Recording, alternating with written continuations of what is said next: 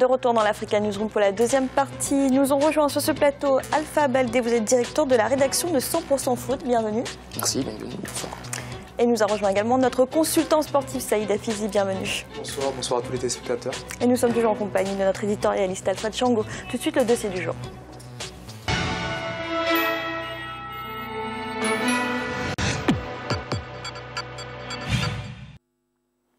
Le football togolais est en crise depuis maintenant 9 ans, de l'affaire des primes du mondial en 2006 en passant par la fausse équipe en 2010 à la mise en place d'un comité de normalisation en 2014.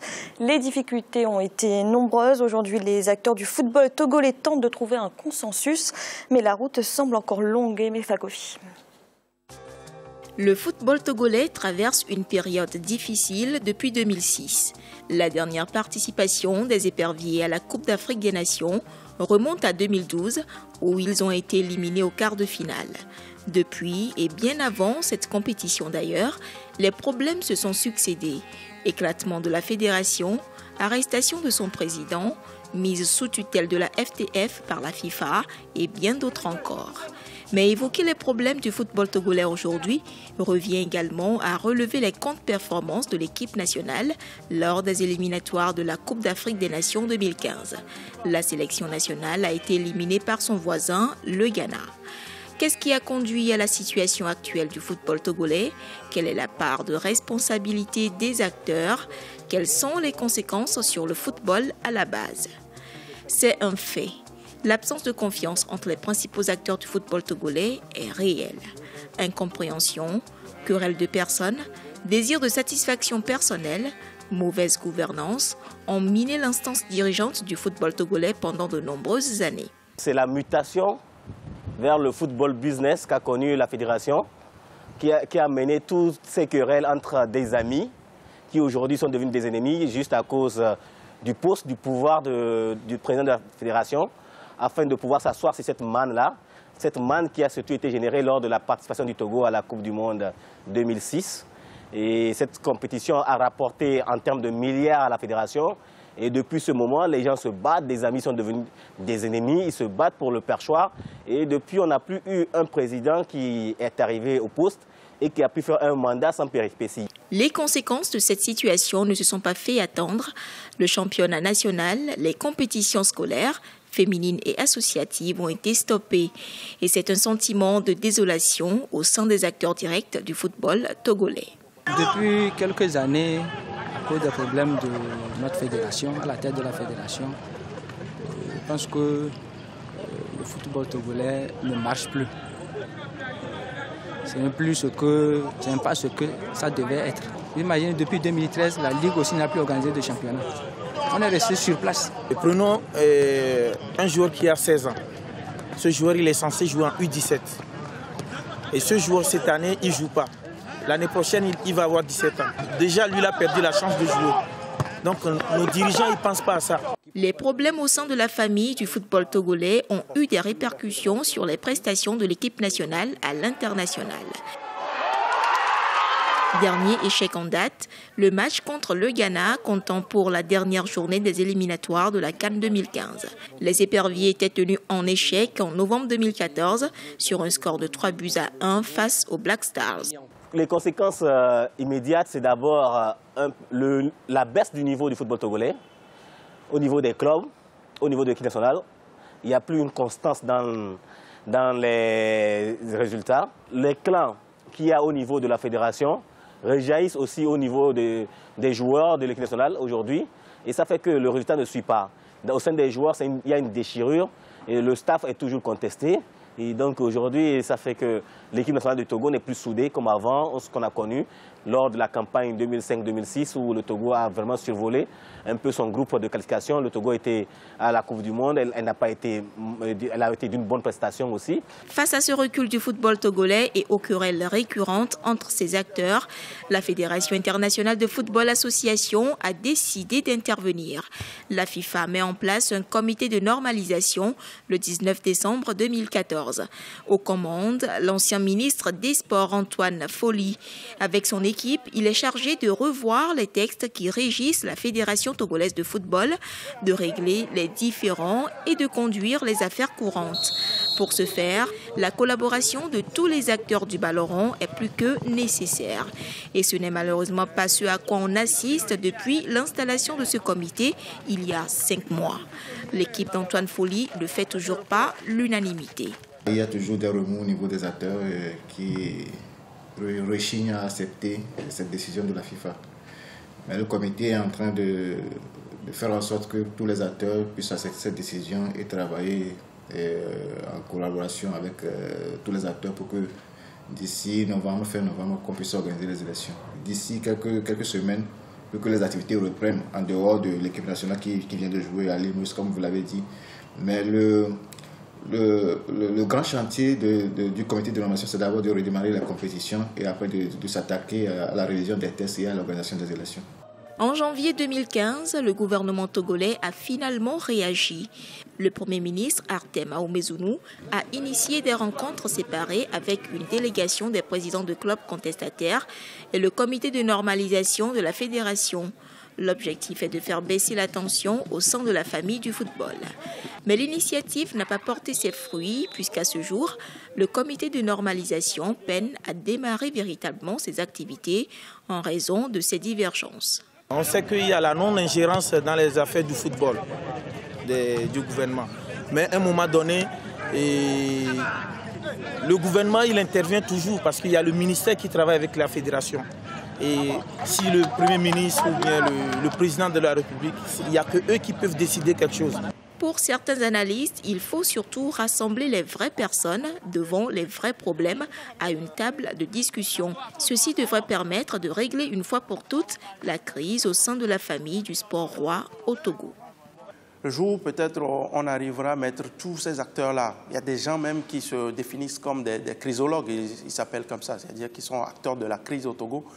Le jour où on arrivera peut-être à mettre toutes ces personnes-là autour d'une même table, à pouvoir discuter, à trouver les points d'ombre, à trouver les points de discorde, peut-être que ce jour-là, le football togolais pourra retrouver, on va dire, un certain lustre d'antan, avant même peut-être le mondial de 2006. La passation de charge entre l'ancien président de la Fédération togolaise de football, Gabriel Ameyi, et le président du comité de normalisation, Antoine Folly, a été effectuée le 23 décembre 2014. Depuis son installation officielle, le comité de normalisation tente d'amener aussi bien les présidents de ligues et de clubs que les arbitres à une collaboration harmonieuse. Mission difficile. Ce comité tente aujourd'hui de relancer le championnat afin d'intéresser les plus jeunes qui sont les plus grandes victimes de cette situation. Alpha Baldé, comment expliquez-vous que le football togolais se retrouve aujourd'hui dans une telle situation ? Dans ce reportage, on a pratiquement retrouvé un petit peu tous les éléments, c'est-à-dire une malgouvernance, une mauvaise gestion depuis 2006 avec ces histoires de primes qui mine un petit peu toutes les sélections africaines, et un problème qui est quand même un petit peu très corsé du côté du Togo. J'avais assisté un petit peu à cela dans ma petite et jeune carrière journalistique. C'était en Guinée lors des élections à la tête de la fédération, à croire que ce soit politique ou footballistique, les présidents ne veulent pas céder le poste. Donc on a failli assister également à l'installation d'un comité de normalisation, mais en face il y avait un clan qui était très motivé, à savoir le clan de l'actuel président de la Fédé guinéenne. Donc bref, tout ça pour dire que le Togo, ils ont poussé très le bouchon, pardon. Et là, on risque vraiment d'être dans quelque chose de très compliqué parce qu'il y a une rencontre depuis début janvier entre le G36 ou le G38, c'est-à-dire les présidents des différents clubs de première division et deuxième division et la Ligue, avec le président du comité de normalisation pour la reprise du championnat, pour qu'il y ait certains tournois qui soient mis en place. Mais on assiste à un non-retour, c'est-à-dire qu'il n'y a pas de consensus entre eux, avec le président également du comité olympique qui était venu avec le président de ce comité de normalisation à une querelle à l'aéroport. Donc il y a une vraie zizanie au sein de ce football togolais. Maintenant, est-ce qu'il faut lier cela également aux résultats sportifs de l'équipe nationale des éperviers du Togo? Moi, je pense pas forcément, parce que moi je pense qu'en Afrique on se trompe un petit peu, on n'est pas forcément sur le continent européen où on peut calquer la réussite des clubs avec la réussite de l'équipe nationale, c'est-à-dire vous avez l'Italie qui réussit, il y a forcément la Juve qui est dans une bonne période, on l'a vu en 2006, vous avez l'Espagne qui réussit, vous avez le Barça et le Real, alors qu'en Afrique c'est pas une réalité. Si vous avez le Ghana qui réussit, vous avez pratiquement pas 5 joueurs du Ghana dans l'équipe des Black Stars, ils sont tous expatriés. Donc est-ce qu'une crise interne au football togolais peut expliquer l'échec des éperviers du Togo? Pour moi, c'est deux sujets qui sont totalement, pas totalement, mais qui sont quand même un petit peu différents dans le fond. Saïd, vous partagez cette analyse sur les difficultés du football togolais? Moi, je dirais que les difficultés du football togolais, elles sont de sources multiples. Vraiment, on peut cibler les supporters qui ont envahi le terrain à un moment donné, qui ont blessé des Maliens et qui ont vu ce stade-là suspendu, le stade de Lomé, qui a obligé une belle génération de footballeurs togolais à aller jouer à Accra, au Ghana. On peut dire que c'est également la faute de la CAF qui, pour moi, a pris la plus grave décision de toute son histoire, selon moi, toujours, suite à, on se rappelle, au meurtre, à l'attentat qu'il y a eu à la frontière de l'Angola contre cette équipe du Togo, où il y avait eu 2 morts, on le rappelle à nos téléspectateurs. La CAF, qu'est-ce qu'elle a pris comme décision suite à cet attentat qui a ciblé l'équipe du Togo? L'équipe du Togo qui, par la suite, s'est retirée de la compétition, fort logiquement. Qu'est-ce qu'elle a pris comme décision? Oui, bien sûr, c'est le gouvernement qui est intervenu, bien sûr. Oui. Mais suite à ça, qu'est-ce qu'elle a pris? Elle a suspendu le Togo de 2 compétitions, de 2 CAN, et elle a mis $50 000 d'amende. On prend le schéma maintenant, on le transverse en Europe. Est-ce que si demain le bus de l'équipe de France se fait attaquer et que l'équipe de France refuse de jouer l'Euro, est-ce qu'on va suspendre l'équipe de France de 2 euros? Non. Donc il y a la CAF, il y a les supporters, il y a les joueurs. Je peux terminer. Oui, elle est revenue sur sa décision suite à la pression de Sepp Blatter notamment, qui a forcé un peu la CAF à faire marche arrière. Il y a également la fédération togolaise qui, pour moi, est une des moins bonnes fédérations de notre continent. Certes, on est tous lotis un peu sur le continent africain à la même échelle, mais maintenant cette fédération togolaise, elle est minée par des problèmes de corruption. On a vu que le président de la fédération togolaise a été arrêté. Il y a plein de facteurs qui font que cette équipe du Togo n'avance pas, malgré des joueurs, une génération dorée comme Dosevi, Agassa, Adebayor, et on en passe. Donc il y a aussi cette fédération togolaise qui, rappelons-le, c'est Stéphane Keshi, l'entraîneur nigérien, qui avait qualifié cette équipe du Togo à la Coupe du Monde. Donc certes, il a fait par la suite, il y a eu un petit mauvais parcours en Coupe d'Afrique, mais qu'est-ce qu'on a fait? On a limogé Stéphane Keshi qui avait qualifié le Togo pour la première Coupe du Monde. On l'a limogé et on a mis un Allemand à la place. Donc pour moi, il y a encore ce complexe africain vis-à-vis de l'occidental. Donc on a enlevé l'africain, on a mis l'occidental pour emmener cette compétition. Au résultat, ils sont arrivés en Coupe du Monde et ils ont perdu tous les matchs. Donc il y a une mauvaise gestion globale de ce foot togolais et il n'y a pas qu'un seul facteur qui fait que ce football togolais est au plus bas de l'échelle. Alpha Baldé, vous vouliez intervenir? Non, peut-être rebondir là-dessus. Je suis un petit peu d'accord. J'avais fait une pareille analyse, c'est-à-dire le fait d'avoir libéré, d'avoir essayé de se séparer avec Stéphane Keshi. Bon, après, le choix, il est un petit peu, c'est un couteau à double tranchant, c'est-à-dire que tu laisses un entraîneur avec qui la CAN s'était pas très bien passée. Il n'avait pas pu qualifier le Togo pour le tour prochain, même si le groupe était un petit peu corsé avec le Cameroun, je pense, quand Côte d'Ivoire est RDC. Mais c'était la première compétition, première Coupe du Monde du Togo. C'est lui qui a réussi à le faire. Maintenant, avec un excellent Adebayor, c'est-à-dire que les joueurs, il y avait un consensus autour de lui. Est-ce qu'il fallait partir avec quelqu'un qui n'a pas réussi à s'imposer dans une CAN pour une grande joute continentale, ou est-ce qu'il fallait oser le choix du nouveau? On sait tous que nos joueurs africains, lorsqu'ils ont un entraîneur blanc, là aussi c'est la vérité. C'est pas seulement les fédérations qu'il faut pointer du doigt, c'est surtout nos joueurs africains également. On ne va pas trop dévier du sujet, mais il faut le placer.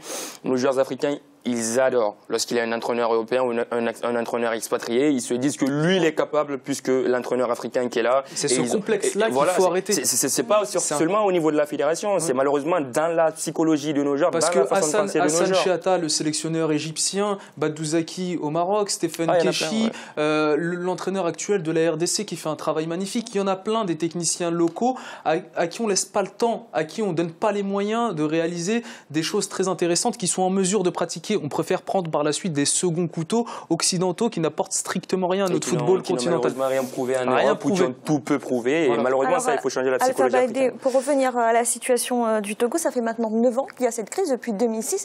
Ça veut dire que les solutions qui ont été apportées, elles sont inefficaces? 9 ans qu'il y a cette crise, moi je préfère nuancer quand même, parce qu'en 2013, il y a 2 ans, ils partent quand même en quart de finale. C'était la première fois qu'ils sortent des phases de poule d'une Coupe d'Afrique des Nations. On avait une très bonne équipe dans une poule qui était également très compliquée. Le Togo, très malheureusement, ça fait partie de ce genre d'équipe qui, dans une Coupe d'Afrique des Nations, se retrouve toujours dans ce qu'on peut appeler le groupe de la mort. C'est soit avec le Cameroun, Côte d'Ivoire, RDC, c'est soit Cameroun, Ghana. Enfin, c'est toujours une poule très compliquée. Même en 2013, lorsqu'ils réussissent à s'extirper de cette poule, tu avais l'Algérie, tu avais la Tunisie, tu avais la Côte d'Ivoire. Et les mecs, ils perdent leur premier match. Ils ont failli, il a fallu partir au trip, arracher cette victoire face à l'Algérie qui a été très étriquée, arracher le nul face à la Tunisie, même si un pénalty est raté dans les derniers moments par la Tunisie. Donc pour moi, la crise, on ne peut pas dire qu'il y a 9 ans, qu'elle perdure pendant 9 ans, mais après la mauvaise gestion, elle perdure depuis que la fédération togolaise peut être créée. Comme toutes les fédérations en Afrique, il n'y a jamais eu de conscientisation footballistique dans nos fédérations, ça il faut se le dire. Il n'y a jamais eu des personnes qui ont été placées dans les fédérations pour aider le football africain. Il y a toujours plus eu des personnes qui ont profité des cannes pour se mettre de l'argent dans la poche, pour surtaxer les hôtels, pour surfacturer tout ce qui est sorti. Ça malheureusement, on n'arrête pas de le chanter sur tous les plateaux, dans toutes les antennes, partout on passe, mais très malheureusement, il y a un problème de tout simplement de loyauté vis-à-vis du continent, de loyauté vis-à-vis de ce sport. Et moi, je pense qu'aujourd'hui, le football togolais, avec toutes les individualités qu'ils ont, la question que je me pose, c'est... Rapidement. En 2006, ils n'avaient pas aussi de talent en individualité. Aujourd'hui, ils ont beaucoup plus. Comment ça se fait qu'ils n'arrivent pas à réussir? Alfred, on va terminer avec vous. Votre réaction? Alors moi, je dirais, ce problème-là nous interroge, nous interpelle sur au moins 2 points. 1, la question de l'éthique sportive. 2, la question de la gouvernance. Alors, sur la question de l'éthique, effectivement, on voit que, à la fois au niveau de la fédération, des ligues, mais des ministères et au niveau des clubs, il y a quelque chose qui ne marche pas. Alors, Baldé parlait de loyauté. Il y a une forme de déloyauté vis-à-vis justement du monde sportif au Togo. La question de la gouvernance. Je dirais, si on comparait tout simplement, par exemple, la fédération brésilienne, aujourd'hui, qui a été tenue par des personnalités contestables, aujourd'hui encore, mais qui agissent de la même façon, mais on voit effectivement que c'est une fédération qui, malgré les combinaisons, les combines qu'il y a, qui marche. Alors, on a pensé qu'avec la dernière Coupe du Monde, c'était l'échec justement de cette gestion-là.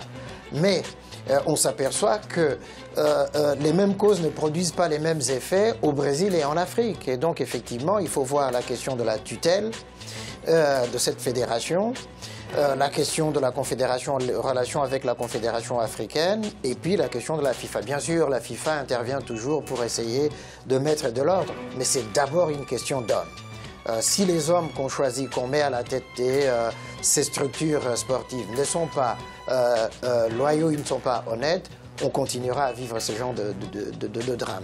Merci messieurs. Et tout de suite, un rappel des titres qui ont été développés. En début d'émission, le Conseil national de transition du Burkina Faso a adopté le nouveau code électoral, un texte qui interdit aux partisans de l'ancien président Blaise Compaoré de se présenter au scrutin prévu en octobre prochain. Et le président du Zimbabwe, Robert Mugabe, est en Afrique du Sud. Sa première visite d'État dans le pays depuis 21 ans. Mercredi, il y a critiqué la domination des 5 membres permanents du Conseil de sécurité de l'ONU. Alpha Baldé, merci d'avoir été avec nous. Toujours un plaisir. Saïd, merci également. Merci.